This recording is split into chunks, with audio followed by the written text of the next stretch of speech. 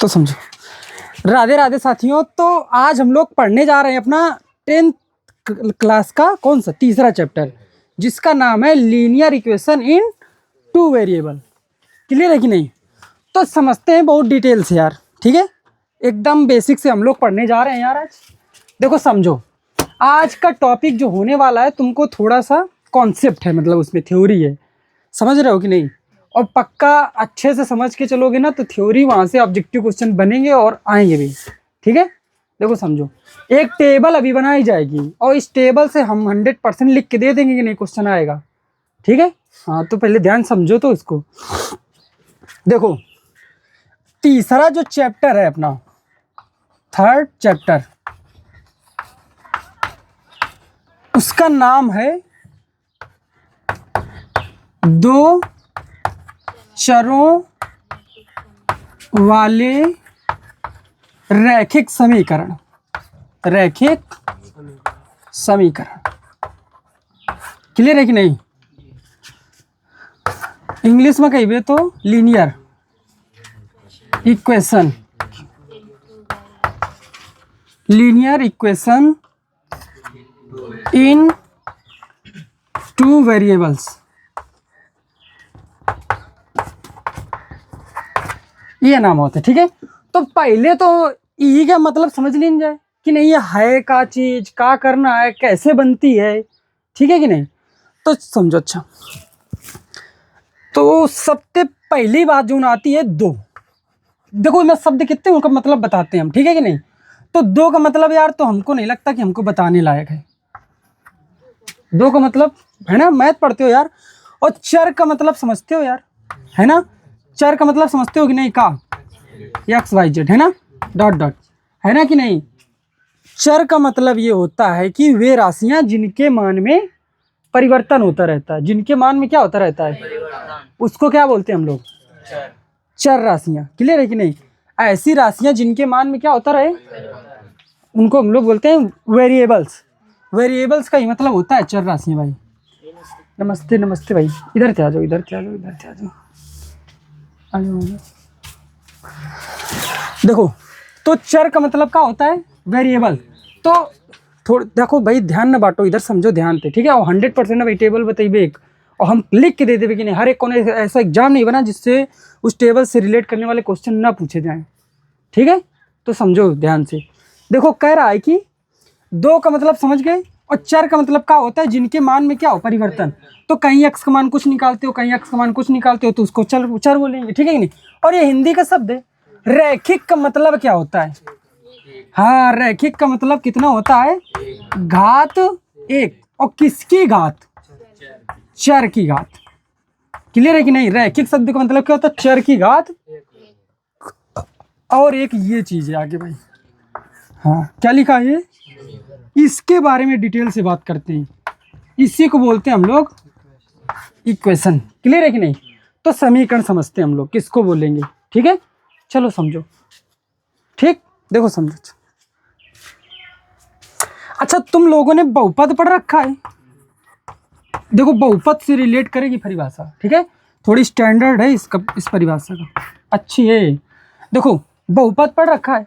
अगर कोई भी बहुपद है और हम लोग बस क्या करें, उसको इक्वल के, हाँ क्लियर है कि नहीं? कहा अगर कोई भी बहुपद है, अगर उसको क्या कर दिया जाए, इक्वल, हाँ मतलब बराबर का चिन्ह लाया जाए और हाँ जीरो कर दिया जाए, तो वही जो बहुपद होता है वही रूप ले लेगा अपना समीकरण का। किसका? समीकरण। क्या कहते हो यार, बात सही है कि नहीं? आ रहा है समझ में? यह है, अगर किसी भी बहुपद को क्या कर दिया जाए तो समीकरण वही बन जाएगा, ठीक है कि नहीं? तो देखो परिभाषा कुछ इस कदर होती है कि यदि Px एक बहुपद है, यदि Px एक बहुपद है तो Px बराबर 0 एक समीकरण कहलाता है। बताओ, यदि Px एक बहुपद है तो Px बराबर 0 क्या होगा यार, एक समीकरण कहलाता है। समझ में आया कि नहीं? अरे पी एक्स का आया है, अगर बहुपद के कहा कहीं दिन गया यार, तो वही तो ऊपर भी लिखा था, कुछ नया थोड़ी लिखा था यार ना। अगर किसी भी बहुपद को क्या कर दोगे तो क्या बन जाएगा? क्लियर है? या इसी परिभाषा है जो बिल्कुल सही है। क्लियर है कि नहीं? अगर हम जैसे इसे लिख दें भाई 1/√x equal to 0, 1 equal to, तो पहली बात बताओ क्या ये समीकरण होगा? क्यों नहीं होगा? क्योंकि ये बहुपद नहीं है ना। अगर पढ़ रखा है भाई बहुपद बहुत अच्छे से तो तुम लोग क्लियर कर सकते हो। ठीक है कि नहीं? हाँ, और ये चीज़ें बहुत खास हैं। देखो 1/√x अपना एक बहुपद नहीं है। अब बहुपद को जब ये इक्वल टू 0 है, बट ये समीकरण नहीं है। अगर तुम ये पहचान पा रहे हो कि नहीं कौन समीकरण होगा कौन नहीं होगा, तो बहुत अच्छी बात है यार। ठीक है कि नहीं? बताओ, देखो समझो, आया समझ में? क्लियर है कि नहीं? सेम लॉजिक होता है, कोई डिफरेंस नहीं होता भाई। ठीक है? अगर दूसरी परिभाषा समझना चाहो समीकरण की, क्लियर है कि नहीं, तो और भी हो सकती है। देखो सर्वमान डिफिनीशन ये है जो हाई स्टैंडर्ड में बताई जाएगी तुमको। क्लियर है कि नहीं? जो तुम लोग अगर बेसिक थोड़ा समझना चाहते हो तो हम बताते हैं। देखो वो समझो उसकी समीकरण की परिभाषा। क्लियर है? देखो अच्छा बताते हैं भाई। जैसे हमने लिखा, एक कथन हम बोल रहे हैं, स्टेटमेंट समझना, किसी संख्या में यदि 3 जोड़ दिया जाए, यदि किसी संख्या में तो योगफल 0 के बराबर हो जाता है। ये हमने क्या किया? एक कथन बोला, एक स्टेटमेंट दिया, है कि नहीं? 0 के बराबर हो जाता है। समानता का कथन दिया कि नहीं, कि यदि किसी संख्या x मान लिया ना, यदि किसी संख्या में 3 तो योगफल 0 के, तो ये हमने क्या किया? एक कथन बोला। कथन कैसा है? बराबर का कथन, बराबर या समानता या समान। समझ रहे हो कि नहीं? तो कहने का मतलब क्या हुआ? अच्छा एक चीज हिंदी समझ में आ गई। ये एक कथन है, हमने बोला, वह कथन का हम कहा दिन बीजगणितीय भाषा में लिख दिन कि किसी संख्या में अगर 3 जोड़ दो तो योगफल 0 के बराबर हो जाता है। अब अच्छा यह बताओ, इन यक्स के का वैल्यू रख दो कि 0 बराबर हो जाए, -3। क्लियर है कि नहीं? अच्छा बताओ, यक्स की वैल्यू -3 के अलावा कोई मान बता सकते हो क्या हमको? एक ही तो मान मिला तुमको, -3। इसके अलावा कोई और तो मान नहीं बता सकते हो कि क्या हो जाए अपना? 0 हो जाए। बता सकते हो? नहीं बता सकते भाई। सही है कि नहीं? तो अगर एक मान निकल रहा है, क्या है क्या? चर का। हाँ, चर का कितना मान निकला है? एक मान निकला है। तो हम लोग का कहीं भी लिखा समीकरण, क्या कहेंगे? समानता का एक ऐसा कथन, समानता का जो चर के केवल एक मान के लिए सत्य हो। सत्य का मतलब LHS RHS बराबर हो। क्लियर है कि नहीं? समानता का एक ऐसा कथन जो चर के केवल एक अद्वितीय मान के लिए सत्य हो। अद्वितीय का मतलब समझ रहे हो? जिसके जैसा कोई और दूसरा। अद्वितीय, अनोखा, अद्भुत, ये सब चीजें एक अर्थ रखती है, यूनिक। ठीक है कि नहीं? जैसे सूर्य है अपना, तो सूर्य का है पूरे ब्रह्मांड में का यूनिक है। सूर्य जैसा कोई दूसरा ग्रह है ही नहीं। ठीक है कि नहीं? हाँ, पृथ्वी भी यूनिक है ना। तो समझ रहे हो कि नहीं? अद्वितीय का मतलब समझ रहे हो? अद्वितीय का मतलब क्या होता है? अनोखा, अद्भुत, जिसके समान कोई दूसरा। हाँ, अनन्य, शायद ही का गाते हैं। हमका हिंदी तो नहीं आती भाई ज्यादा। ठीक है, शायद ही का गाते हैं। तो समझ में आओ समीकरण का होता है समानता का एक ऐसा कथन जो चर के केवल एक और केवल एक ही मान के लिए सत्य हो। उसको क्या बोलोगे? समीकरण। उसको क्या बोलोगे? क्लियर है कि नहीं? और ये दोनों परिभाषाएं, पहली परिभाषा क्या सीखा? यदि अपना px एक बहुपद है, अगर बहुपद को क्या कर दिया 0 के बराबर, तो वो क्या बन जाएगा? पहली बात क्लियर भाई। बताओ दूसरी चीज क्या हुई कि अगर समानता का कोई कथन लिखा गया है जो केवल चर का एक मान के लिए सत्य है, तो वो भी क्या होगा? क्लियर है कि नहीं? अगर कोई बहुपद नहीं है तो वो समीकरण भी नहीं है। बात खत्म। सही है कि नहीं? समीकरण अगर कोई जबरदस्ती तुमको बोले कि नहीं समीकरण होगा कि नहीं होगा, तो बता लोगे कि नहीं? क्योंकि तुमने बहुपद बहुत डिटेल से पढ़ रखा है यार। ठीक है, पढ़ रखा है कि नहीं बहुत डिटेल से? ठीक, क्या नोट करना चाहोगे कुछ? बताओ, फिर कुछ और चीजें बताते हैं। ठीक है, नोट करो नोट करो। अभी पीछे तो पानी उठा यार।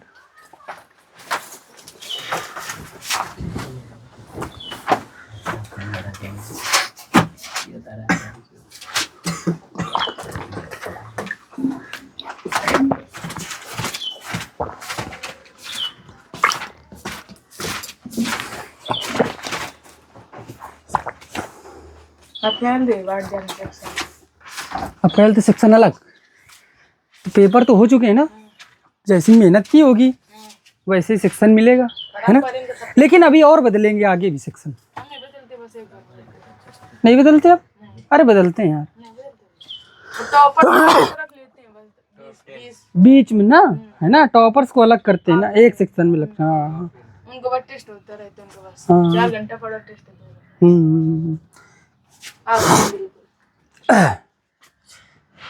अच्छा बताओ भाई, इस कोनो इन शब्द नहीं लिखा जिसका मतलब हम तुमको ना बता दी नो यार, ठीक है कि नहीं। हाँ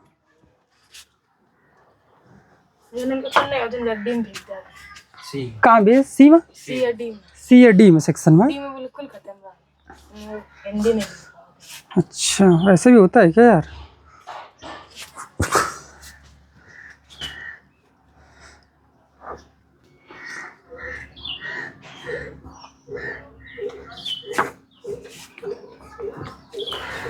नोट करो, अच्छा नोट करो, फिर बताते हैं भाई। देखो अब आते हैं एक और चीज पर।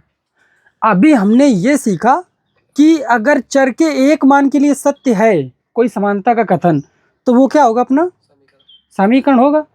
लेकिन तुम्हारे दिमाग में ये भी तो आ सकता है, जरूरी थोड़ी ना कि एक मान के लिए सत्य हो, 2 मानों के लिए भी तो हो सकता है। क्लियर है कि नहीं, तो वो क्या होगा, ठीक अभी बताते हैं। लिखो, लिख लो फिर बताते हैं भाई। भगवती भैया मुझे सर की पढ़ाती थे, आज आए थे। कहाँ कहाँ भगवती मुकेश सर जी बायो पढ़ाते थे जो हमारे गांव के ही का।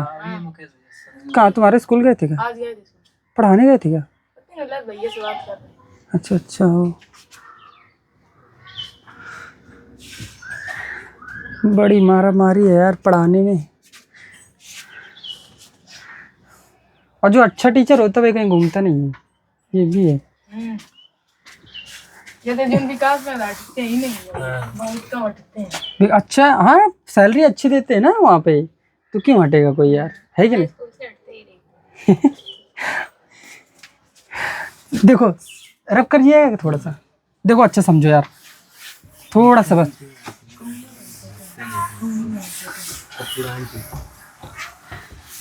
चलो चलो थोड़ा सा और समझो यार। हमने क्या बताया, देखो जो बराबर का चिन्ह है ये अपना होता है 2 जगह यूज। समझो बराबर का चिन्ह कितने जगह यूज हो सकता है? 2 जगह। पहली अभी तो बताया ना तुमको, कहाँ पर यूज होता है, समीकरण में। कहाँ यूज होता है यार, और दूसरी सर्व समीका। हाँ समझो भाई, ठीक है कि नहीं। 2 जगह दोनों बराबर के कथन हो गए, समानता का कथन होगा, और दोनों जगह साइन किसका यूज होगा। कैसे पहचानेंगे कि कौन सा समीकरण है और कौन सी सर्व समीकरण, ठीक है। तो आओ उसकी बात करते हैं। समीकरण को क्या बोलते हैं हम लोग, इक्वेशन, क्लियर है। और सर्व समीकरण को बोलते हैं हम लोग आइडेंटिटी, ठीक है। देखो अच्छा समीकरण तो पढ़ ली लो ना। अगर कोई भी समानता का कथन ऐसा है, बराबर का जहाँ चिन्ह लागू है कि वो मत चर का केवल एक मान निकाल सकन, अगर एक वैल्यू आ रही है तो वह समीकरण हुई। अगर एक से ज्यादा आ जाए, क्लियर है कि नहीं, या फिर एक से ज्यादा न पढ़ो, अगर सही परिभाषा सीखेगा तो ऐसे बोलोगे कि यदि कोई समानता का कथन चर के प्रत्येक मान के लिए सत्य है, चाहे जो मान वैल्यू रखो LHS RHS इक्वल हुई, तो वह क्या हुई, सर्व समीका। वह क्या होगी, हाँ सर्व समीका क्या कहियो, जोन चर के, हाँ प्रत्येक, चाहे जोन समान रखो, चर के प्रत्येक मान के लिए क्या हुई LHS RHS, तो क्या कही यार, सर्व समीका। अब एग्जाम्पल कराते हैं यार तुमको, देखो समझो। जैसे एक छोटा सा एग्जाम्पल हम लेते हैं, जैसे हम लिख दें x² माइनस कन्नो equal to x+3 into x-3, ये लिख दिया कि नहीं। अब तुम हिन जो भी मन चाहो वो तुम रखा दो, x की वैल्यू जो भी तुम्हारा मन हो। x वैल्यू 1 रखाना चाहोगे तो 1 रखियो, तो 1 क्या स्क्वायर 1 में 9 घटियो माइनस काट आवा गया, उधर रखाओ, कितना रखा होगा 1, तो 1 रखायो तो ये कितना होगा 4, और यहाँ 1 रखायो तो ये कितना बचा माइनस का 2, तो ये 4 गुणते -2, माइनस काटना बका, सत्य नहीं आएगा, सही है कि नहीं, बराबर आ रहे हैं कि नहीं दोनों पक्ष यार। और कोई वैल्यू रखाना चाहोगे, कुछ भी रखा लो यार, 5 रखाना चाहो 5 रखा लो, 5 की जो भी तुम्हारी इच्छा हो। देखो 5 की स्क्वायर कितना हुई 25 में 9 की तो कितना बचा, किधर रखो 5 रखाओ कि नहीं, 5 5 और 3 8 बा, और 5 में 3 की कितना 2 8 और इंटू 2 ना, इंटू का चिन्ह है 16 बाकी नहीं। कोई भी वैल्यू रखाओ चर के प्रत्येक मान के लिए जो सेटिस्फाई हो, संतुष्ट हुए, ओखा हम लोग का कही यार सर्वसमीका। क्लियर है, दोनों चीजों में फर्क जान गए। सर्वसमीका चर के प्रत्येक मान के लिए सत्य होती है, जबकि समीकरण केवल एक अद्वितीय मान के लिए सत्य होता है। क्लियर है कि नहीं, बताओ आया समझ में, ये फर्क है इसमें, याद रखो इसको, ये बहुत जगह यूज होती हैं, पढ़ोगे कहीं ट्रिग्नोमेट्री आइडेंटिटी पढ़ोगे, तो कहीं पर इनवर्स फंक्शन की आइडेंटिटी पढ़ोगे, बहुत आइडेंटिटी पढ़ने के लिए मिलेंगी तुमको। ठीक है, तो नोट करो, इसको नोट करो, फिर आगे बताते हैं, आज चलते हैं फिर हम लोग।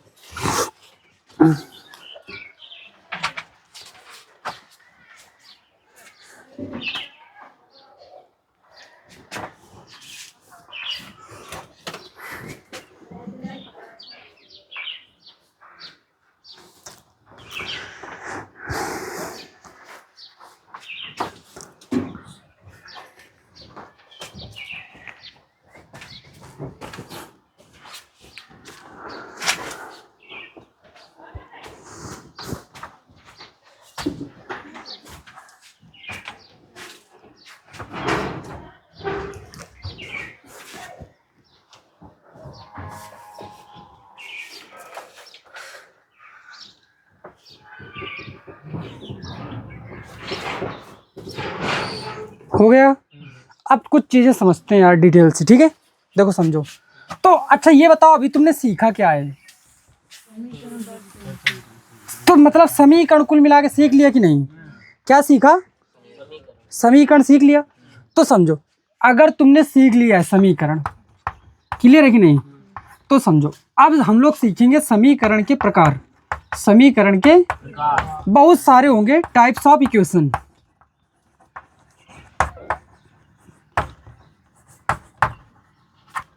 टाइप्स ऑफ, देखो समझो, अगर कोई समीकरण ऐसा है जिसमें एक चर है, कितना चर है, जैसे अभी लिखा गया था x + 3 = कितने चर हैं यार, माँ एक चर है, तो एक चर वाला, और घात कितनी है समीकरण के, जो बहुपद की घात होती है वही समीकरण की घात होती है, कंफ्यूज ना होना, क्योंकि बहुपद ही को 0 के बराबर किया गया था। तो अगर हम पूछ लें समीकरण की घात बताओ, तो जो बहुपद की घात बताते रहो ना, पीछे करते रहो, क्या देखते रहो, चर की सबसे बड़ी घात को ही हम लोग समीकरण की भी घात कहेंगे हम लोग। ठीक है, तो यह बताओ चर की सबसे बड़ी घात कितनी है, और इनमें चरों की संख्या कितनी है, तो समझो अच्छा एक एक है कि नहीं, तो यह एक चर वाला, कितने चरों वाला है ना, 1 वेरिएबल, एक चर वाला, और घात कितनी है, खीर एक घात होती तो ई का कहते नहीं, रैखिक का हो चाहे एक घाती का हो, तो ठीक है, तो ज्यादातर शब्द यूज का किन जाते रैखिक। तो यह कहा यार एक चर वाला रैखिक समीकरण, क्या कहते हो यार, बात समझ में आई क्या। अगर यही हम ऐसे लिख दें x² + 3 = 0, तो ये क्या हो जाएगा, एक चर अरे एक है तो चर तो एक है ना, चर एक है, यक्स तो है, चार जगह यूज किन जाए, है कि नहीं, तो यह क्या होगा, एक चर वाला द्विघाती समीकरण। बताओ आ रहा है समझ में। अगर यही हम ऐसे लिख दें x² + 4x + 5 = 0, तो ये क्या हो जाएगा, एक चर वाला, भाई x ही है केवल, x और y भी होता तो दो चर होते, एक चर है वो कितनी भी जगह लिखा जाए, कितनी भी, कोई मतलब नहीं, केवल फर्क किसमें पड़ेगा, घात में, और कुछ नहीं। एक चर वाला द्विघाती समीकरण ये भी है, ऐसे यहां पर लिख दिया जाए तो क्या बनेगा, ये एक चर वाला, अब यही क्या बन गया, एक चर वाला चतुर्घाती। बात समझ पा रहे हो क्या, रटने की जरूरत है क्या यार, ये चीजें कितने समीकरण के प्रकार लिखा देवे इससे तुम, सही है कि नहीं, आ रही बात समझ में। अगला समझते हैं, क्लियर है कि नहीं, समझो अच्छा, x + y = 5, x + y = कई चर हैं यार, कितने चर हैं, तो 2 चरों वाला, दोनों चरों की घातें कितनी है, एक एक है का, तो दो चरों वाला रैखिक, क्या कहते हो, आ रहा है समझ में? बताओ, अगर दो चर होंगे तो दो चरों वाला रैखिक समीकरण होगा। रास्ते में किसी की साइकिल खड़ी है क्या यार? किसकी खड़ी? कि तुम्हारी खड़ी का? तो तुम न जाओ, अभी तुम चले जाओ, देख क्या हो कि साइकिल रोड ये छिप जाती रोड छिक जाती नहीं, उधर जगह है साइकिलें खड़ी करने की, इधर, ठीक, बताएंगे किस दिन तो वहीं खड़ी की करो, ठीक। देखो कितने चर हैं यहाँ पर, तो दो चर हैं, और दोनों चर की घातें कितनी कितनी, तो दो चरों वाला रैखिक समीकरण होगा कि नहीं होगा। अच्छा, कितने टाइप्स यहाँ से पढ़ लिए? अरे एक यहाँ से हमने साफ करके लिखा था, चार तो ये हो गए थे, पांचवा ये था, तो हम लिखाएंगे नहीं यहाँ पर, क्लियर है कि नहीं? तुमको महसूस करना है कि नहीं, तुम बता सको यार ये चीजें, ठीक। और जो कि हमने बहुपद में बहुत डिटेल से पढ़ा रखा है ये सब चीजें, ठीक है। तो समझते हैं, देखो पहला क्या पढ़ा, ये क्या है, एक चर वाला द्विघात समीकरण, ये एक चर वाला चतुर्घात समीकरण, क्लियर है कि नहीं? ये क्या है, दो चर वाला रैखिक समीकरण, आ रहा है बात समझ में? दो चरों वाला रैखिक समीकरण है, ठीक है। देखो अच्छा, अब आगे बताते हैं भाई। अगर इसी जगह हम लिखें ऐसे, X square plus Y square plus C equal में 0, कि चरों की संख्या कितनी है? सी चर है क्या? सी अचर है, ठीक है। तो कितने चर हैं? दो चरों वाला, कौन सा है? दो चरों वाला, कौन सा?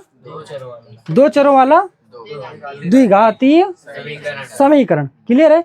तो बताओ इन तक कम लगभग 6-7 प्रकार हुई है कि नहीं, हम बना भी सकते हैं, और क्लियर है कि नहीं? अगर ऐसे लिख दें x plus y plus z equal to 0, तो ये क्या हुआ? तीन चरों वाला एक है ना, तीन चरों वाला रैखिक समीकरण, क्या कहते हो यार, सही है कि नहीं? तो मतलब तुम फील करो एक, हम नहीं चाहते इनकी तुम यार एक रटो या फिर बहुत से एग्जाम्पल नोट करो, प्रकार नोट करो, कोई मतलब नहीं इन सब चीज़ों का ना। हम लोग समझ सकते हैं यार, मैथ पढ़ते हैं, इतना तो समझ सकते हैं ना। चर क्या है, जितने चर हुई हैं उतने चरों वाला हुई जी। एक ही बात घात देखिए वही हिसाब से बता सकते ना, अगर एक घात तो रैखिक, दो घात तो काम खत्म, क्लियर है कि नहीं? तो अब हम लोगों को पढ़ना क्या है यार, तो है क्या अपना, पता चल गया क्या? अब एक शब्द यहाँ पर लिखा मिलेगा तुमको, युग्म। बताओ, दो चरों वाले रैखिक समीकरण, युग्म का मतलब क्या होता है? जोड़ा। युग्म का मतलब क्या होता है? जोड़ा, पेयर। युग्म का मतलब क्या लिखे हुए? पेयर, मतलब जोड़े, मतलब दो चर वाला रैखिक समीकरण तो होगा, लेकिन कितने होंगे? जैसे ये एक लिखा है कि नहीं, एक और होगा, एक ये लिखा है, एक और होगा, क्लियर है कि नहीं? बताओ आ रहा है समझ में? थोड़ा सा रब करें क्या, कि या कुछ नोट करोगे? नोट करोगे क्या? नहीं नोट करोगे तो भी समझ दो, ठीक। देखो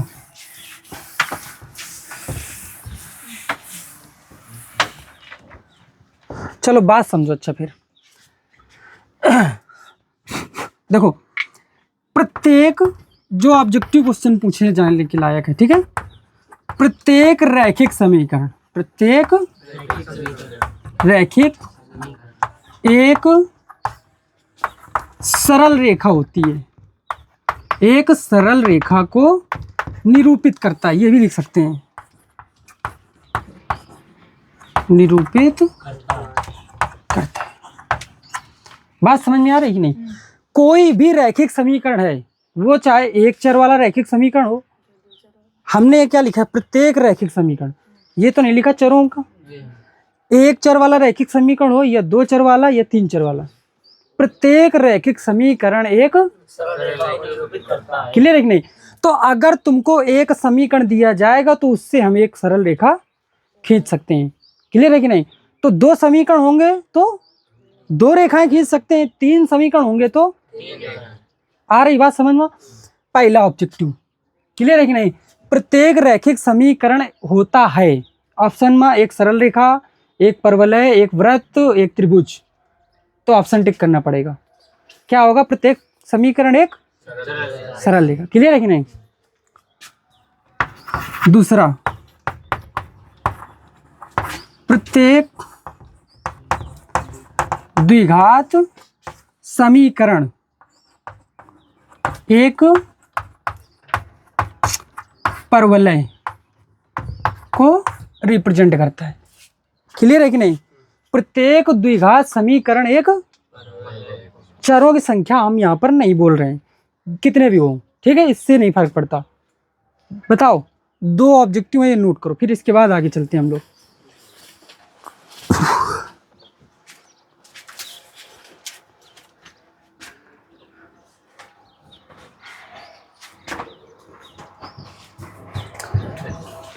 माइक की आवाज़ ज़्यादा तो यहाँ आ नहीं रही ना, ठीक है ना, मतलब सही है।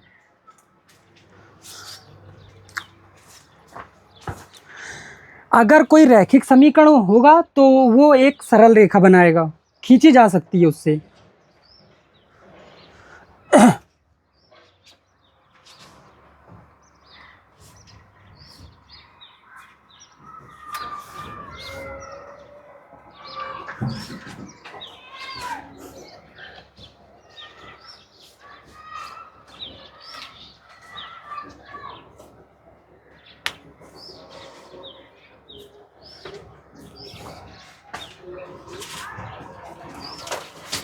हो गया? चलो कुछ और चीजें समझते हैं, ठीक है, तो ध्यान से समझो। देखो, हमको क्या पढ़ना है, 2 चरों वाले रैखिक समीकरण युग्म। क्लियर है? देखो समझो, तो इनके जो मानक रूप होते हैं, मानक रूप किनके, 2 चरों वाले रैखिक समीकरण। दूसरे वाले में सीखे होगा तो परवलय लगाएंगे। हाँ, दूसरा वाला हम परवलय होगा, ठीक। देखो, मानक रूप, 2 चरों वाले रैखिक समीकरण युग्मों के मानक रूप। पहला होगा a1x plus b1y plus c1 equal to 0, ये पहला होगा। दूसरा होगा a2x plus b2y plus c2 equal में, ये याद करना पड़ेगा, ठीक है। याद क्या करना है, समझना है, a1 b1 c1 क्या है, अचर है, अचर है कि नहीं, और a2 b2 c2 ये भी क्या है, अचर। हाँ, अच्छा, a1 क्या है, x का गुणांक, b1 का है y का गुणांक, a2 भी x का गुणांक और b2 भी y का गुणांक, और c1 और c2 अचर पद हैं। c1 और c2 का है अचर पद हैं। तो युग्म का मतलब क्या हुआ, 2 नहीं लिखे हैं क्या, 2, जब 2 चीजें होती हैं तो क्या बनाती हैं, एक युग्म, पेयर, ठीक है। बताओ, चलो अच्छा आगे समझते हैं। यहाँ से देखो, अगर आप सीखो यहाँ से, ठीक है, यहाँ पर बदलेंगे हम लोग हमेशा अचर। जैसे a1 अचर है, a1 का मान कुछ भी हो सकता है, a1 का मान यहाँ पर 2 भी ले सकते हैं, 3 भी ले सकते हैं, माइनस के भी ले सकते हैं, कुछ भी वैल्यू ले सकते हैं हम लोग, ठीक है। तो अब इससे रिलेट करते हैं एक टेबल। क्लियर है कि नहीं? अगर देखो समझो, कभी ऐसा हो जाए कि जो यक्स के गुणांक हैं, यक्स के कौन कौन, a1 और, अगर कभी भी, पहली चीज समझो, जो यक्स के गुणांक हैं a1 और a2, जो इनका रेशियो है, यक्स के गुणांकों का जो रेशियो है भाई, देखो समझो, तो अगर कभी भी ऐसा हो कि जो यक्स के गुणांक हैं कौन कौन, a1 और, अगर उनका रेशियो, यक्स के गुणांकों का अगर y के गुणांकों के रेशियो से निकाला जाए, केवल कितना, b1 और यक्स के गुणांकों का अनुपात, और ये क्या है, y के गुणांकों का, और मान कभी अगर ये हो जाए कि ये बराबर ना आए, ये बराबर ना आए, क्लियर है कि नहीं? तो इस स्थिति में हम लोग क्या कहेंगे कि जो ये अपने समीकरण हैं दोनों, इनका क्या होगा, एक अद्वितीय हल होगा। क्या बोलेंगे? हाँ, अगर यह कंडीशन आ जाए तो क्या मतलब क्या हुई, एक अद्वितीय हल होगा। अच्छा, थोड़ी देर के लिए रुको, एक चीज बताओ, प्रत्येक समीकरण क्या होता है, एक सरल रेखा को निरूपित करता है कि नहीं भाई? चलिए क्या, देखो समझो भाई। अच्छा, ये बताओ कि प्रत्येक जो रैखिक समीकरण होता है वो क्या निरूपित करता है, एक रेखा। तो कितने समीकरण हैं, तो 2 रेखाएं होगी। अगर तुम लोगों को 2 रेखाएं दे दी जाएं तो उनको कितनी प्रकार से व्यवस्थित कर सकते हो, कितनी प्रकार से उनको अरेंज कर सकते हो। देखो समझो यार, मान के चलो एक ये रेखा है तुम्हारे पास, ये इसकी है पहले वाले समीकरण की, नाम दे देते इसका। एक दूसरी रेखा है जो इस वाले समीकरण की है, मान लो ये यल और एम, यल और यम, ठीक है। ABCD नहीं आती है, यल यम यम ही तो आता है यल के बाद, है ना। तो अगर तुम्हारे पास 2 रेखाएं हैं तो कितने तरीके से अरेंज कर सकते हो। मे भी हो सकता है कि क्या करें, ये दोनों रेखाएं एक दूसरे को क्या करें, एक बिंदु पर काटें। पहली स्थिति, एक बिंदु पर ये दोनों रेखाएं एक दूसरे को काट सकती हैं। दूसरी स्थिति क्या हो सकती है कि ये दोनों क्या हो जाएं, समांतर हो जाएं। तीसरी स्थिति क्या हो सकती है कि एक के ऊपर से ही दूसरी रेखा भी गुजर जाए। 3 के अलावा कोई कंडीशन बना सकते हो क्या? नहीं बन सकती। अगर किसी के दिमाग में आ रही हो तो बताओ, कोई बताओ। तीसरी कंडीशन अगर कोई किसी के दिमाग में आ रही हो तो नहीं बन सकती ना भाई। अगर तुम लोग सोचते हो कि एक ये रेखा है और दूसरी ऐसे बना दिया जाए, ऐसे, तो इसका भी मतलब तो वही होता है ना कि ये जब बढ़ेगी तो काटेगी। रेखा का मतलब क्या होता है कि दोनों दिशाओं में अपरिमित रूप से अनंत तक बढ़ सकती है ना ये। हाँ, तो अगर तुम्हारे पास 2 रैखिक समीकरण हैं तो वो 2 रेखाएं बनेंगी। उन 2 रेखाओं को हम लोग केवल और केवल 3 स्थितियों से अरेंज कर सकते हैं। या तो वो एक दूसरे को एक बिंदु पर काटेंगी, या तो फिर दोनों समांतर होंगी, या तो फिर एक के ऊपर से भी दूसरी निकल जाएगी। इसके अलावा कोई कंडीशन नहीं होगी। तो यही चीज़ है, इसको हम डायरेक्ट समझते हैं। देखो कैसे, अगर कभी ऐसा हो जाए A1/A2 does not equal to B1/B2, तो रेखाएं कहीं सुनिए, एक अद्वितीय हल होगा। और कई कंडीशन हुई, ये वाली पहली वाली, एक अद्वितीय हल होगा। क्लियर है कि नहीं? और एक के अलावा कैसी हुई है रेखाएं, एक बिंदु पर। हाँ, तो ये चीज देखो ऐसे इनके लिखे का, ऐसे टेबल बना लो, ठीक है। ऐसे टेबल बना लो, 4 पार्ट में बनी है। क्या पार्ट में? पहले पार्ट में क्या लिखे हैं, गुणांकों में संबंध। गुणांकों में, ये गुणांक तो ही है A1 A2, गुणांकों में संबंध। क्लियर है कि नहीं? और दूसरे में क्या लिखा है, हल। दूसरे में क्या लिखा है, हल, कि कैसे हल होंगे उनके, ठीक है। और तीसरे में क्या लिखे का है, रेखाओं कैसी रेखाएं होंगी, रेखाओं के बारे में। आ रहा है कि नहीं समझ में? तीसरे में क्या लिखे का है, रेखाओं के बारे में। तो अगर कभी गुणांकों में संबंध इस प्रकार का आ जाए कि A1/A2 does not equal to, तो हल कैसा होगा उनका, एक अद्वितीय हल, मतलब एक हल होगा। क्लियर है कि नहीं? अद्वितीय का मतलब क्या होता है, जिसके समान कोई एक हल होगा। अगर तो जब ये कंडीशन आ जाए तो रेखाएं कैसी होंगी, एक बिंदु पर। हाँ, ये लिखें परी, एक बिंदु पर प्रतिच्छेद करेंगी, इंटरसेक्ट ऑन इन 1 पॉइंट। ठीक है कि नहीं? एक बिंदु पर। अगर कभी, जरूरी तो नहीं है कि यही आ जाए यार, हो सकता है ऐसा आ जाए, A1/A2 बराबर डज नॉट इक्वल टू, ऐसा गुणांकों में संबंध हो जाए कि A1 और B2 हो जाए लेकिन C1 C2 ना बराबर हुई, तो क्या होगा इस स्थिति में, रेखाएं कैसी हुई हैं, जोन। हाँ, हल के बारे में बात करिए ना। अगर ये गुणांकों में कंडीशन ये आ जाए तो फिर कोई हल नहीं होगा। क्या लिखोगे, कोई हल। हाँ, कोई हल नहीं होगा। क्या लिखोगे, कोई हल। और रेखाएं कैसी होंगी, समांतर रेखाएं होंगी। लिखना पड़ेगा यहाँ से, समांतर रेखाएं होंगी। क्लियर है कि नहीं? तीसरी चीज, हो सकता है तीनों बराबर हो जाए, A1/A2 बराबर C1/C2। अगर ये तीनों बराबर हो जाए तो क्या होंगी, हाँ, अनेक हल होंगे। कितने हल हुई हैं, अनेक हल होंगे।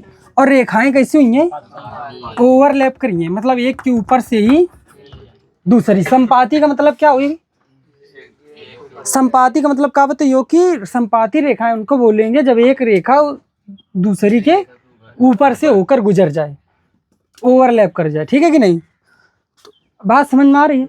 अब हिंते देखो ऑब्जेक्टिव कैसे बनी है। क्लियर है कि नहीं? 2 रेखाएं समांतर होंगी यदि A1/A2 बराबर B1/B2 does not equal C1। Clear है कि नहीं? दो रेखाएं समांतर होती हैं तो उनके गुणांकों में क्या संबंध होता है, ये भी पूछा जा सकता है। ऐसे जरूरी नहीं है, ऐसे भी बोल देगा यदि दो रेखाओं का कोई हल नहीं है तो वो दोनों रेखाएं होंगी। एक का देखो ये वाला विकल्प यूज कर रहे हैं, कई ऑब्जेक्टिव में बना दे। देखो एक तो ही का यदि दो रेखाएं समांतर हैं उनके गुणांक कैसे होंगे, A1/A2 बराबर B1/B2 does not equal to. यदि दो रेखाओं का कोई हल नहीं है तो रेखाएं होंगी। यदि दो रेखाओं का कोई हल नहीं है तो उनके गुणांकों में संबंध होगा। तीन विकल्प बने कि नहीं यार, एक थे बने कि नहीं, तो हर एक थे तीन बन सकत हैं का, तो हिंत कितने ऑप्शन क्लियर हैं, 9, तो ये क्लियर हो गए। और एक चीज समझो, कुछ चीजें और, अगर ये कंडीशन आ जाए कभी A1/A2 बराबर वह does not equal to B1/B2 या फिर ये कंडीशन आ जाए तो इन पहले वाली में और तीसरी वाली कंडीशन में संगत हल होते हैं। क्लियर है कि नहीं? क्या बोलेंगे हम लोग? हाँ, संगत हल, पहली वाली कंडीशन और हाँ अगर तीसरी वाली कंडीशन है तो क्या बोलेंगे? असंगत हल, असंगत। क्लियर है कि नहीं? तो देखो अब यहां से यदि दो रेखाओं का हल असंगत है तो वे रेखाएं होंगी, रेखाएं कैसी होंगी? समांतर। क्लियर है कि नहीं? यदि दो रेखाएं समांतर हैं तो उनका हल होगा, ऐसे भी तो पूछ सकता है।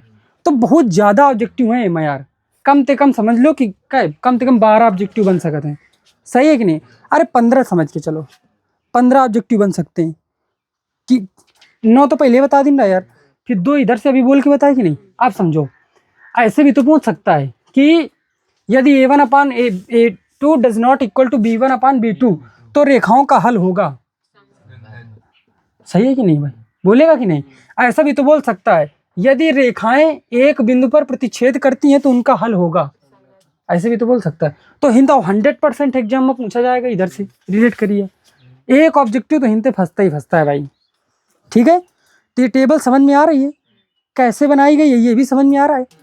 चूंकि हम लोग करने क्या जा रहे थे, दो चरों वाले रैखिक समीकरण युग्म को पढ़ने जा रहे थे, तो हमने ये पढ़ा था कि तो ये मानक रूप पढ़े गए।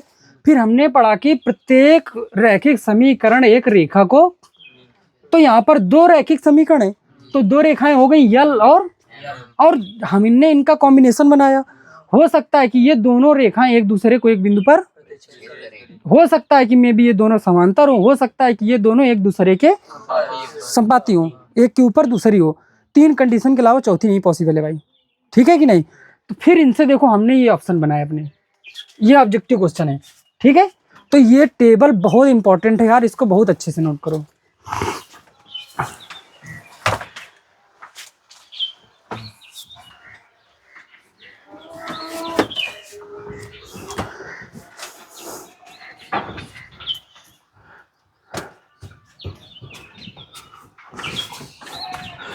नोट करो, फिर कुछ और चीजें नोट बनवा के लिखाते हैं जो इंपॉर्टेंट हैं।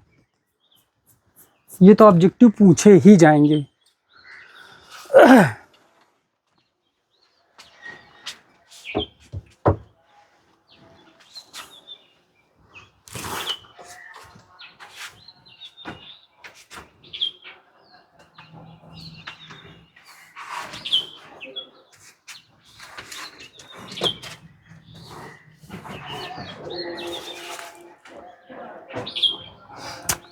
थोड़ा तेज नोट करो,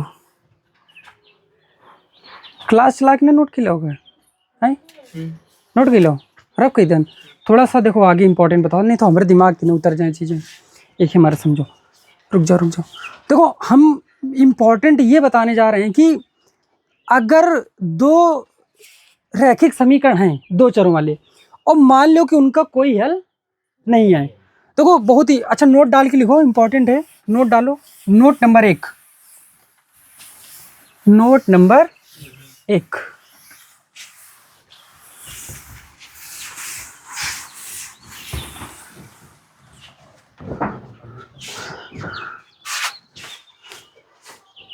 नोट नंबर 1 देखो इधर समझो, थोड़ा समझ लो। जैसे लिख दें 2x + 3y = 6 इक्वल में, और दूसरी कंडीशन यहाँ पे लिखते हैं 4x + 6y = 5 इक्वल टू 5। ये समीकरण है। अगर हिंते तुम a1/a2 का मान निकालो, क्या निकालो?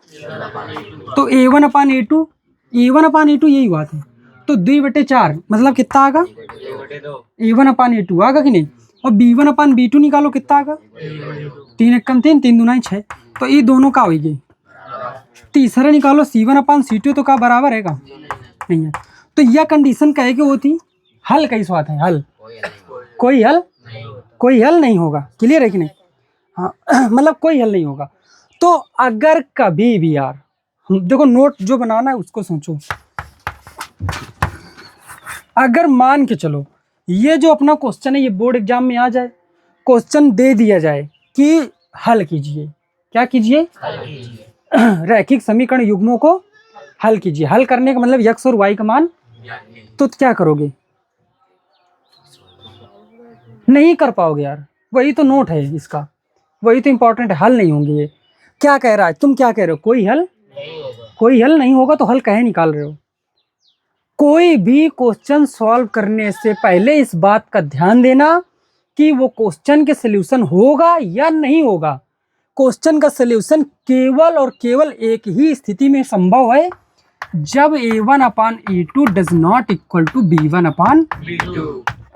अगर ये कंडीशन बन रही है तभी क्वेश्चन को करने का ट्राई करोगे आगे, नहीं तो क्वेश्चन में लिख दोगे।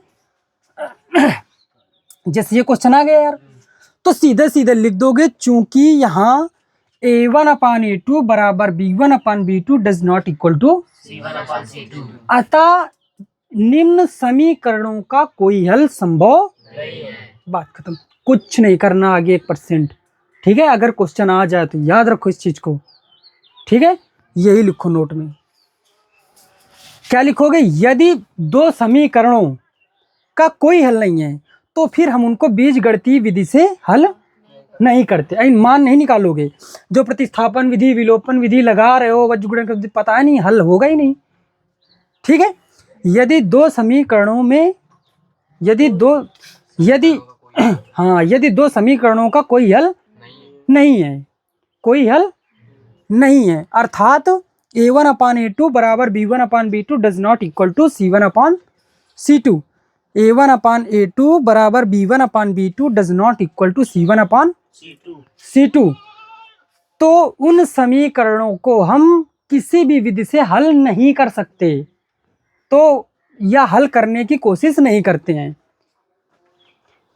हल करने की कोशिश या प्रयास नहीं करते हैं।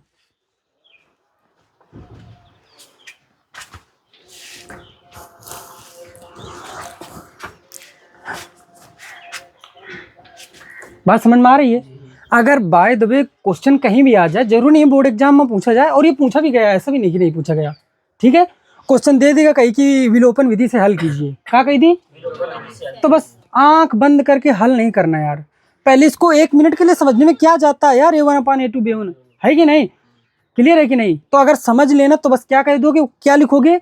चूंकि निम्न समीकरणों में a1/a2 बराबर b1/b2 does not equal to c1/c2, इसलिए अतः इन दोनों समीकरणों का कोई भी हल संभव। बस इतना लिख के छोड़ देना, पूरे नंबर तुमको मिलेंगे यार। ठीक है? अब देखो एक टाइप का और, नोट नंबर 2। ठीक है? ये पहला रहा यार।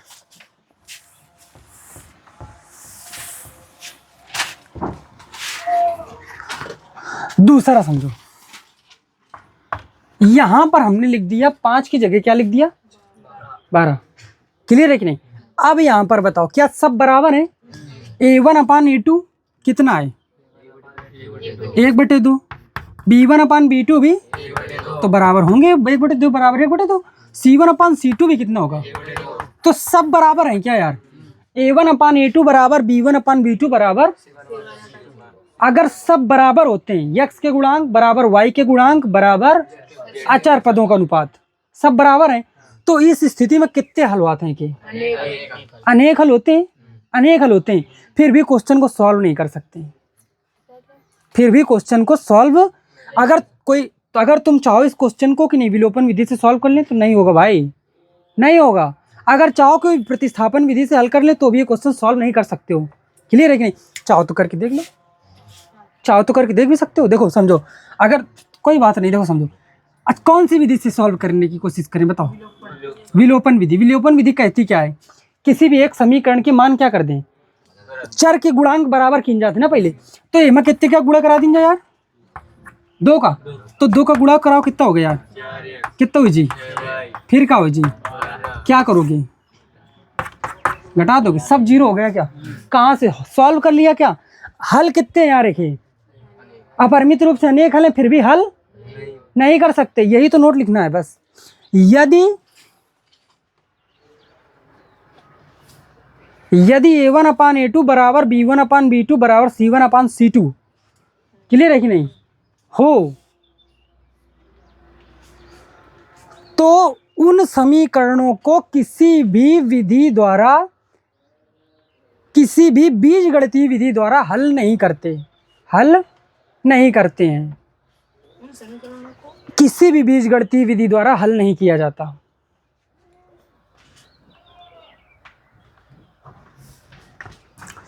और क्वेश्चन मिलेंगे भी, बीजगणितीय विधि से हल नहीं किया जाता। ठीक, कहीं सुनो तो यार, एक बार बस पहले सुन लिया करो पूरा अच्छे से, फिर एक बार लिखा करो। ठीक, अगर ऐसा नहीं करोगे तो तुम्हारा दिमाग फिर धीरे धीरे डाउन होगा।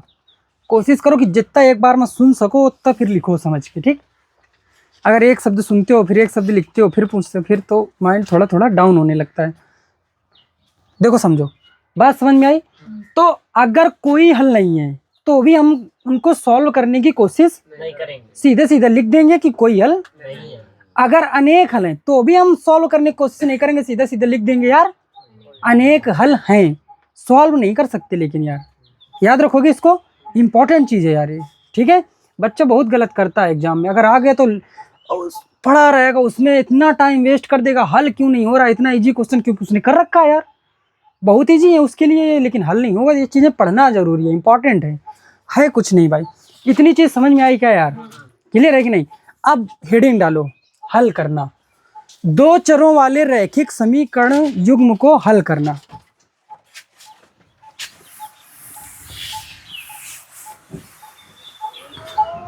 दो चरों वाले रैखिक समीकरण युग्मों को हल करना, हल करना। चलो अब बात तो सुनो यार, सुनो तो, देखो 2 चरों वाले रैखिक समीकरण युग्मों को हल करना सीख रहे हैं हम लोग। देखो अगर जैसे तुमने स्टार्टिंग में पढ़ा था, सबसे पहले चैप्टर में एचसीएफ निकालने के कितनी तरीके पढ़े थे तुमने? 3-4 तरीके पढ़े थे। यहाँ भी अगर 2 समीकरण हमको दे दी जाएंगी तो उनको हम लोग 4 तरीकों से सॉल्व कर सकते हैं, 4 तरीकों से। अगर कोई भी 2, हाँ समझो ध्यान से, अगर 2 समीकरण दिए हैं तो हम लोग उनको कितने तरीकों से सॉल्व कर सकते हैं? 4 तरीकों से, पहला, दूसरा, तीसरा और चौथा। क्लियर है कि नहीं? देखो पहला तरीका ग्राफी विधि, ग्राफी विधि से 2 चरों वाले रैखिक समीकरणों को, ग्राफी विधि, या फिर इसी को हम लोग एक नाम और देते हैं ज्यामितीय विधि। बताओ बताओ, क्लियर है कि नहीं? Geometrical method. ठीक है, आ रहा है समझ में? एक ही, ये नाम तो एक ही है ना, ज्यामितीय विधि का चाहे ग्राफी विधि का। दूसरा प्रतिस्थापन विधि। कौन सी? प्रतिस्थापन, सब्स्टिट्यूशन मेथड, प्रतिस्थापन विधि। क्लियर? या फिर एक विस्थापन भी बोल सकते हैं यार, हाँ विस्थापन विधि, एक ही चीज है। क्लियर है? तीसरी विधि विलोपन विधि। कौन सी? विलोपन विधि। क्लियर? चौथी वज्र गुणनखंड विधि, वज्र। 4 विधियां हैं, बारी बारी से हम लोग सीखेंगे। पहले हम लोग सीखेंगे कि ग्राफी विधि से 2 चरों वाले रैखिक समीकरण युग्मों को हल करना। फिर दूसरे में क्या पढ़ेंगे? तो हमको सारी की विधियां सीखनी है और कोई भी ऐसी विधि नहीं होगी जिससे अपना आंसर दूसरा दूसरा है। हाँ, कोई भी विधि लगाओ, कोई भी मेथड यूज करो, आंसर अपना सेम ही आएगा यार। ठीक है कि नहीं? बात समझ में आ रही है? यहाँ से एक बहुत ऑब्जेक्टिव जो क्वेश्चन बनता है अपना, क्लियर है कि नहीं? तो वो ऑब्जेक्टिव क्वेश्चन इस तरीके से है, ऐसा कहेगा कि दो चरों वाले रैखिक समीकरणों युग्म को हल करने की सबसे उत्तम विधि है। क्या पूछेगा? कितनी विधियां से दो चरों वाले रैखिक समीकरण युग्म हल किए जा सकते हैं? 4। क्वेश्चन का पूछेगा कि कौन सी ऐसी विधि है जो सबसे परफेक्ट होती है, सबसे इजी होती है ना? बताओ। तो वो इसको टिक करना, ऐसे इसमें लिख लेना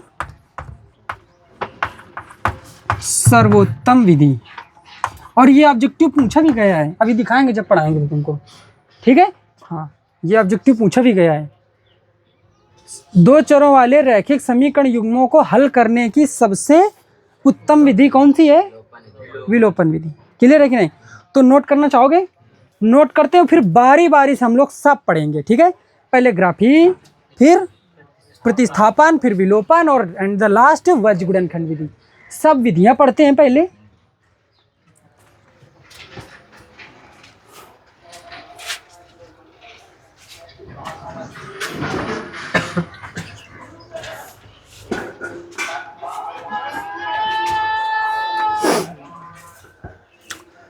अच्छे से नोट करो भाई।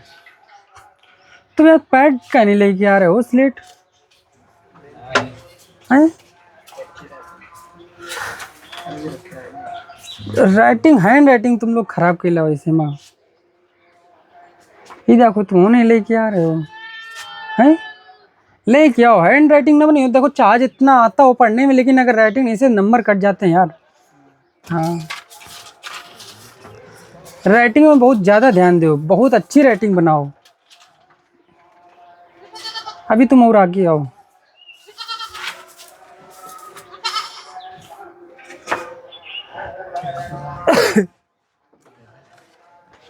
हो गया? क्लियर है कि नहीं? देखो अब हम लोग पढ़ेंगे क्या अपना ग्राफी विधि द्वारा या फिर ज्यामितीय विधि द्वारा दो चरों वाले रैखिक समीकरण को हल करना। क्लियर है कि नहीं? सारा कुछ साफ करते हैं अब हम लोग। चलो, कौन सा संगत हल और असंगत हल वाला? अरे देखो, इसमें कुछ समझना नहीं है। अगर दो कंडीशन है, पहली चीज अगर a1/a2, देखो समझो तो a1/a2 does not equal to b1/b2, तो हम लोग बोलेंगे क्या, कैसे हल होंगे? संगत हल। कैसी कंडीशन है? हाँ, अगर a1/a2 बराबर b1/b2 बराबर c1/c2, तो भी हम लोग क्या बोलेंगे? और केवल एक कंडीशन है जिसमें रेखाएं समांतर होती हैं, केवल वही कंडीशन में क्या बोलने का है? ये कुछ चीजें हैं जिनको तुमको रटना पड़ेगा यार। पहले हम बात क्लियर बता देते हैं, ठीक है? तो तुमको ये फिक्स है कि यादें करना पड़ेगी, संगत हल और असंगत हल। क्लियर है?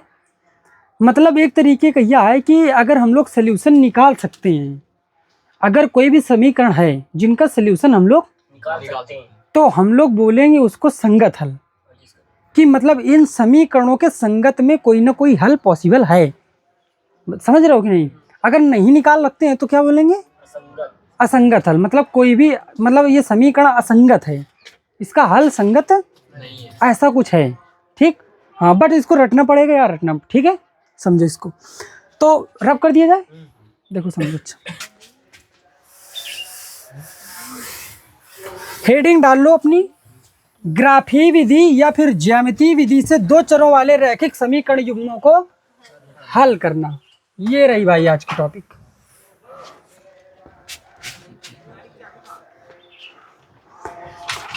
गाड़ी की चाबी वो जो बोर्ड है, बोर्ड के ऊपर किलिए टंगी है, वही में टंगी है।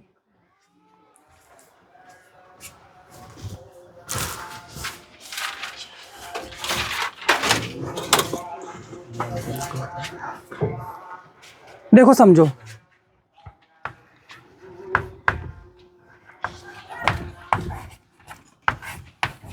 ज्यामितीय विधि या फिर ई को क्या बोल लेंगे हम लोग? ग्राफी विधि। याद रखना, कोई भी नाम दे दे, कहेगा ग्राफी विधि से हल कीजिए तो भी यही करेंगे, कहेगा ज्यामितीय विधि से हल कीजिए तो भी यही करेंगे यार।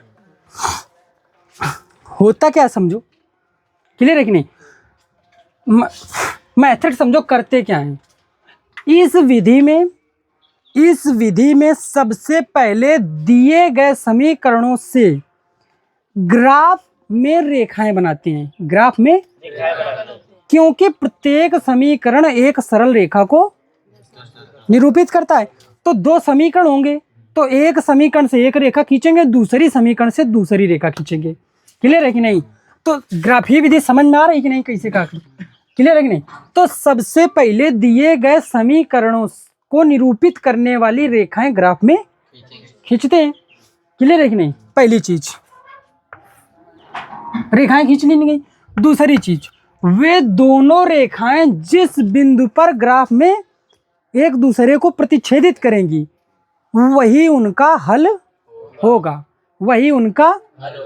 अगर नहीं प्रतिच्छेदित कर रही है तो हल समांतर हुई है या फिर संपाती हुई है। अल जैस हुई है, रेखाएं बनाने के बाद पता चलिए ना।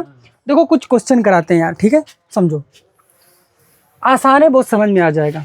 टॉपिक समझ में आओ। ग्राफीय विधि में सबसे पहले क्या कीजिए, सबसे पहले जो समीकरण दीन जाइए उनका क्या करिए हम लोग ग्राफ में रेखाएं बनेबे। चलो आओ करते हैं। जैसे ऐसे दिए जाए 2x - 3y = 6, ये पहला समीकरण दे दिया। और फिर हमको दे दिया जाए 5x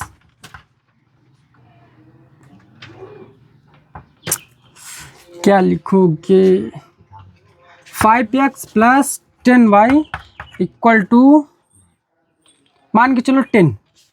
ये दो समीकरण दिए गए कि नहीं? देखो समझो, क्वेश्चन ये कह रहा है कि निम्न दो चरों वाले रैखिक समीकरण को ज्यामितीय या फिर ग्राफीय विधि द्वारा हल कीजिए। क्लियर है कि नहीं? आप समझते हैं डिटेल से यार इसको। क्लियर? तो सबसे पहले हम लोग जो पहला समीकरण है अपना उसको ग्राफ में बनाएंगे। प्रत्येक समीकरण एक सरल रेखा बनाती है, तो इससे एक सरल रेखा बनेगी जिसको हम ग्राफ में बनाएंगे। करने का प्रोसेस क्या है देखो समझो। सबसे पहले हम लोग एक ऐसे टेबल बनाएंगे। क्या बनाएंगे? सारणी विधि। क्लियर है कि नहीं? एक खाने में यक्स लिखेंगे, एक खाने में, यहाँ तक समझ में आया? हम इसकी केवल बात कर रहे हैं पहले वाले की। एक खाने में यक्स और एक खाने में वाई। फिर एक बार क्या करेंगे हम, यक्स का मान, तो यक्स का मान क्या कर दिया यार? तो जब ये 0 कर दिया तो दिखा कितना, -3y = 6। अब ये -3 उधर किस में जाएगा? डिवाइड में। तो 3 दूना 6, माइनस को 2 मिलेगा तो y की वैल्यू कितनी निकल के आई? और फिर एक बार y की वैल्यू 0 करेंगे। किसकी वैल्यू? अब y की वैल्यू 0, तो 0 दिख रही का? तो 2 3 जा 6 मिला क्या? तो x की वैल्यू मिली ना कितनी? तो x की वैल्यू कितनी मिली? तो यहाँ से निर्देशांक ऐसे लिखते हैं, पहले x फिर y, पहले x फिर। तो निर्देशांक लिखियो तो पहला क्या होगा? -2 और 3 कामा 0। क्या कहते हो यार, सही है कि नहीं? बताओ। चलो अगला, यहाँ तक समझ में आया? फिर इसी वही मेथड यूज करेंगे दूसरी वाली, हाँ, सारणी विधि। एक खाने में यक्स, एक खाने में, एक बार यक्स को क्या किया तो यक्स को 0 कर दिया यार। आ रहा है समझ में? बस रटना है इसको, ठीक है? कि बस टेबल याद रखनी है, तुरंत बस आ जाता है अपना आंसर। एक खाने में यक्स कर दिया, यक्स का मान क्या रख दिया? 0, यक्स का मान, तो ये 0 हो गया। अब ये देखो 10 उधर किस में जाएगा? डिवाइड में। तो y की वैल्यू, तो y की वैल्यू 1 आ गई। गुड यार। फिर एक बार क्या किया, y को 0 तो x की वैल्यू 2 आ गई। क्या निर्देशांक बताओ? गड़बड़ नहीं करना, पहले x लिखोगे फिर y लिखोगे। हाँ, 2 कामा आ गई कि नहीं? देखो अब समझो, अब हम लोग बनाएंगे ग्राफ यार। हम लोग क्या करेंगे? ग्राफ बनाएंगे। क्लियर है कि नहीं? ग्राफ बनाया। फिर देखो पहला निर्देशांक, अब हम लोग इससे नहीं लिखेंगे, पहले इसको करेंगे। x की वैल्यू 0, y की वैल्यू, तो x की वैल्यू 0 तो यही होगी ना, y की वैल्यू -2 इधर होगी। क्या ये 1 और ये -2, तो ये कौन सा बिंदु हुआ अपना? 0, -2। ऐसे इसको लिख दोगे कि ये बिंदु है, नाम भी दे सकते हो। क्या? प्लस माइनस वाले रुक जाओ। देखो कुछ नहीं, परेशान होना ही नहीं है, चतुर्थांश कुछ नहीं होगा। इतना समझ में आता है क्या कि इधर क्या होता है प्लस का एक्स अक्ष, और इधर क्या होता है प्लस का वाई अक्ष, इधर क्या होता है माइनस का एक्स, इधर क्या होता है माइनस का वाई अक्ष। क्लियर है क्या? इतना समझ में आ रहा है? तो अगर इतना समझ में आ रहा है तो यक्स की वैल्यू पहले है और ये वाई की वैल्यू है, तो यक्स की वैल्यू 0 है जो कि यहाँ होती है।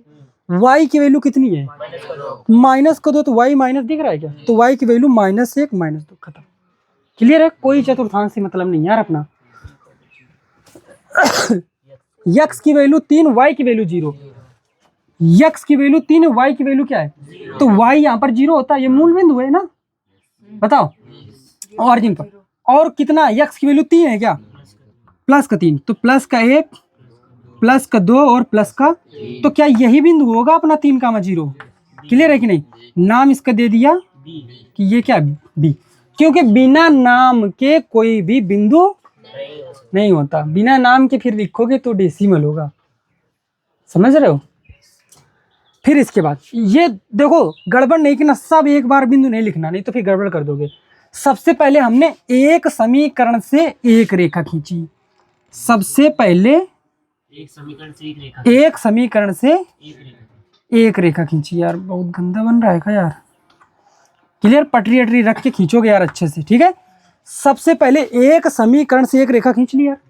क्लियर है कि नहीं? बताओ आ रहा है समझ में? फिर इसके बाद दूसरा समीकरण की बात करते हैं। यक्स की वैल्यू 0, वाई की वैल्यू, यक्स की वैल्यू 0, वाई की वैल्यू 1, यही है क्या? 1,0 वाई ऊपर जाएगा। ये है क्या? यक्स 0, वाई की वैल्यू 1। गुड यार, तो कहाँ जाएगा? ऊपर जाएगा। यक्स की वैल्यू 0, वाई की वैल्यू 1, ये होगा 0, क्या नाम दोगे? फिर देखो 2, यक्स की वैल्यू ये है क्या, और वाई की वैल्यू, सही है कि नहीं? तो यही वाला तो बिंदु होगा 2, तो ये क्या है डी, ये था और ये था, इनको भी मिला दिया जाए क्या?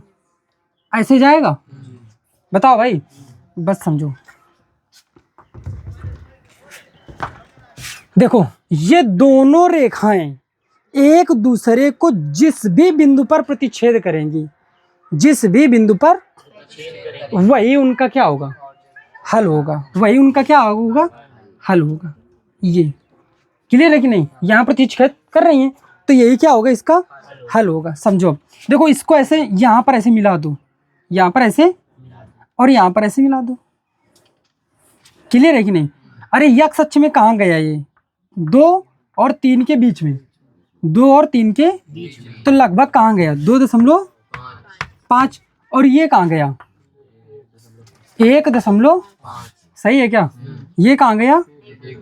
1.5। देखो वैल्यू इसमें रखो।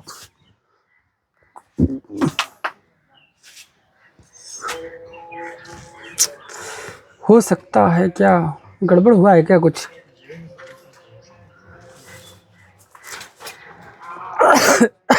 देखो समझो,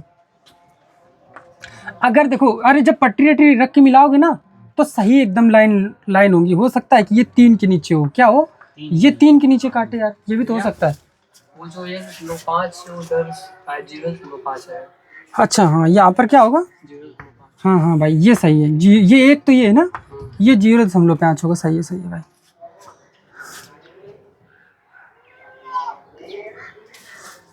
देखो मतलब ये हुआ ना कि ये क्या निकला इसका हल। देखो जब अच्छे से करोगे तो ना तो ये पता चलेगा कि नहीं सही कहाँ काट रही है। अगर देखो और तुमको करना है क्वेश्चन क्लियर एकदम, तो हम क्या करते हैं पहले इसका हल निकाल लेते हैं अलग से, ठीक है, रफली थोड़ा सा। देखो कैसे करोगे इसको, किस विधि से करना चाहोगे? विलोपन विधि से कर सकते हो क्या? जो वहाँ देखो जो हल निकालो वहीं पर इसको रख देते हैं बस। देखो अभी बताते हैं, कोई दूसरा एग्जाम्पल लेते हैं फिर बताते हैं, ठीक है? रुको। अच्छा ये हमारा मेन काम क्या था? सीखना, सारणी बनाना। देखो केवल यही तरीका नहीं है, कुछ और तरीके बताते हैं। रुको, रेखाएं खींचना, क्लियर है कि नहीं? देखो और भी बताते हैं यार, देखो समझो। अच्छा देखो, अच्छा भाई दूसरा तरीका समझो, दूसरा तरीका सीखो रेखाएं खींचने का। हो सकता है अगर कभी भी ऐसा हो तो हम लोग अचर पद को एक करते हैं। क्या करते हैं? हाँ, एक तरीका सीख चुके हैं जो कि बहुत ईजी था और यही यूज भी करना है। दूसरे तरीके में क्या है कि अचर पद जो होगा उसको क्या करेंगे? अच्छा, क्या करोगे कि ये एक हो जाए अचर पद, या फिर डिवाइड भी तो कर सकते हो 6 का। तो हम लोग क्या करेंगे? तो 6 का प्रत्येक पद में भाग दोगे तो कोई अंतर आएगा क्या? यदि किसी समीकरण में दोनों पक्षों में किसी समान संख्या में भाग दोगे तो कोई अंतर, समीकरण यथावत रहता है, वही रहता है ना। तो देखो अब ये कट गया कि नहीं, तो ये कितना आया, ये कितना हुआ बताओ, यक्स बटे 3, और ये कितना हुआ